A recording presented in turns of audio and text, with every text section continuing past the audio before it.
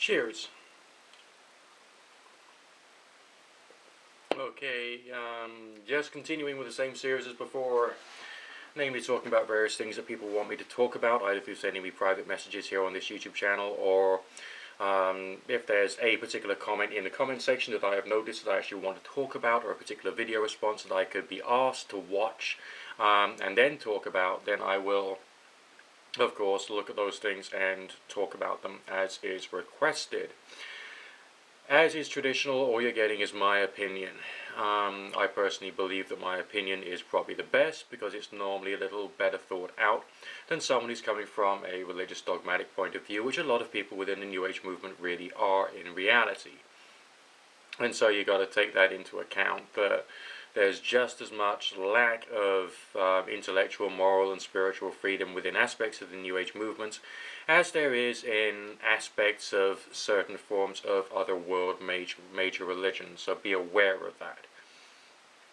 I was requested to talk on psychic vampires by an individual who's read a few books by Michael W. Ford.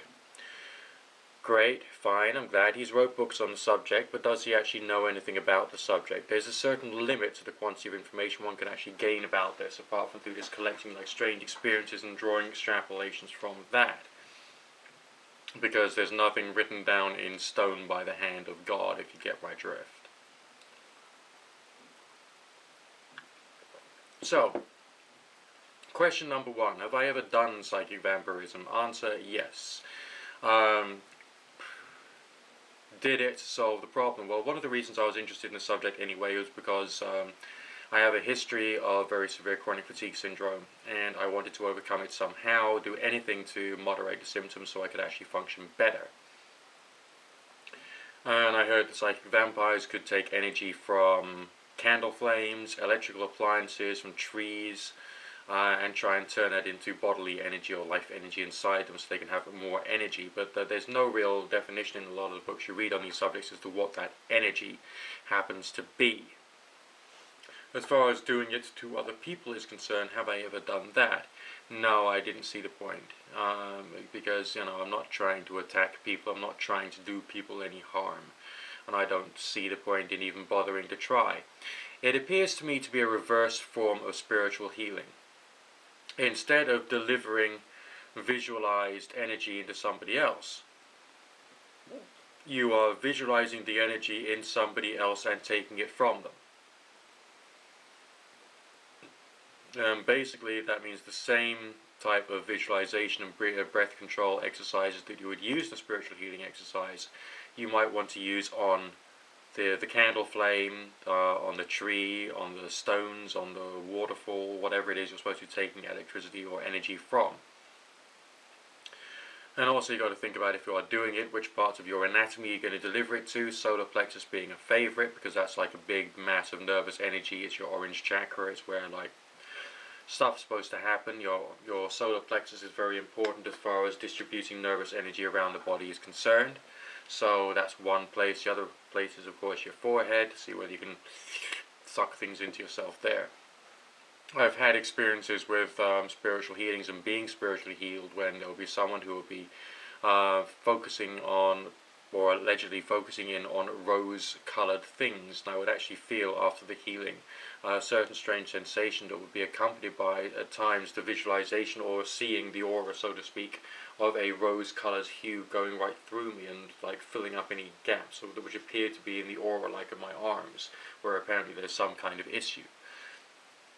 Okay, so this energy does seem to be able to be delivered by thoughts, will, intent, visualization, and prayer. Basically, that's the way it seems to be. We can't put any too many hard and fast things about that. And so you just do the same thing but in reverse with visualization, and then weird stuff can happen. There is, of course, the other type of psychic vampire, and in that term, the term psychic vampire is just used to mean a pain in the arse who is draining as hell. And there's people like that in the world. Have I ever experienced them? Yes, there was one particular individual I used to know living in a certain town in Buckinghamshire who was absolutely egregious in every possible way, thoroughly draining, thoroughly unpleasant. I would call him a psychic vampire because you know, I'm still, even after about 15 years or more of knowing him, probably about 16, 17 years of knowing him, I still have a lot of animosity against the way in which his personality expressed itself. But there was also a good lesson for me as to the kind of individual to aspire not to be like, and to do anything in my power to avoid that type of person in the future in order to protect myself, because there's some sorts of people in this world who are just plain damaging. And because they're just plain damaged, and it's not my job to be the therapist for everybody in the world. Okay, I can't do that unless, of course, you know, they're paying. I mean, I like working over the telephone, it's great.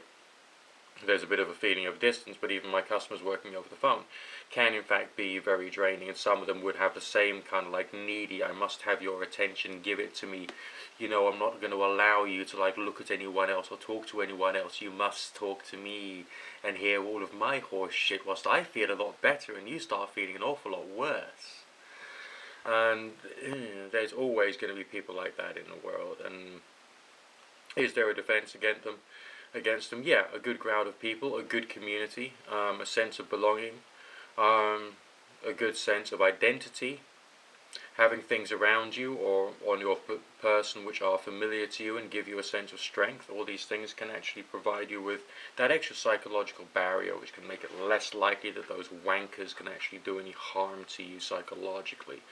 And I think it's most worthwhile just seeing it as being psychological damage, not physical damage. And if you've got, you know, a good form of spirituality or psychology, you're probably going to be able to fight off anything that comes your way anyway. So look after yourself and don't panic.